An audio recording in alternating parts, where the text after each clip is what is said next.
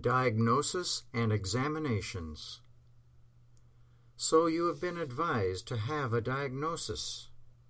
Would it not be grand if life were so transparent that the experts could tell precisely what ails us, and having told us, could put us on our feet quickly and definitely? But nobody who has lived in this world long has found life so simple at any crucial point. Hence, when you ask for advice about submitting to diagnosis, I naturally hesitate to offer an opinion, because I have known of good results following diagnosis, but on the other hand, I have known of alarm and confusion, a loss of morale. Certainly, I will not abandon your case if you have a checkup. I will not abandon it even if you go to a hospital.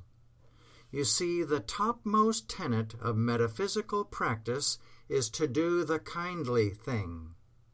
And it is not the kindly thing to abandon a frightened soul groping about for salvation.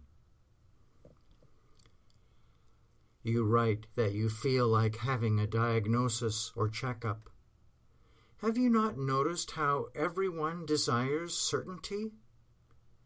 People demand that ideas and situations be set forth in black and white, not in gray. They want to know even the worst. If sick, they want to know what the disease is, what its name is, so that it can be seized and pitched out. But as we have just observed, there is no way of finding out, and there is no way of pitching out with any degree of certainty. Anybody qualified to speak will tell you just this. The weakness with hospital observation, X-rays, and other tests is that they go no farther than material appearances.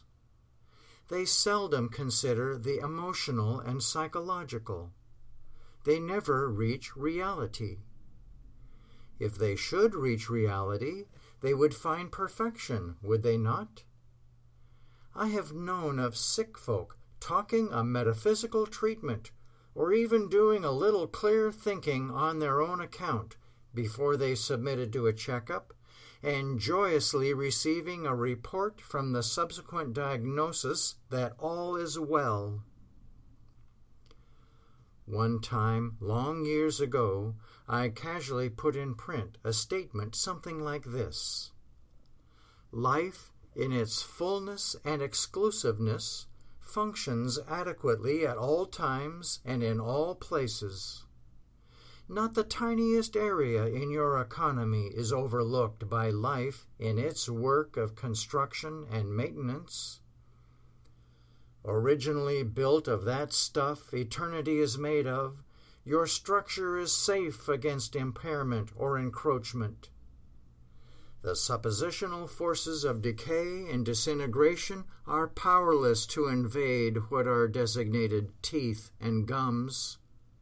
Soundness and stability are the rule of every particle of your makeup. Hold thought faithfully to these simple yet constructive facts, even before dental difficulties actually intrude themselves upon your attention. But if they already seem to have arrived, hold to these same truths consistently and steadfastly, and consciousness will reconstruct your mouth on normal lines.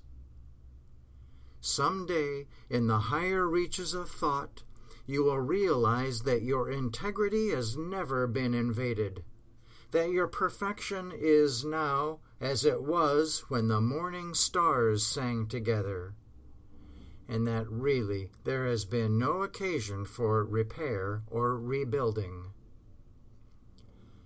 I have since been happified to have people report from time to time substantially as follows. I had consulted a dentist. He gave me a date for filling my tooth. Meanwhile, I read your statement. When I seated myself to have the cavity filled, the dentist found a sound tooth. What wrought the change? the patient got some hint of reality.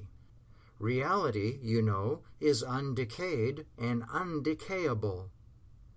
If you will believe that you are a specimen of reality and hold to the fact with its implications, you may discover that yours is an enduring, a permanent structure, perfectly built and perfectly maintained. So, before resorting to material tests, why not know your perfection with such clarity and faithfulness that neither the X-ray nor any other process will condemn you?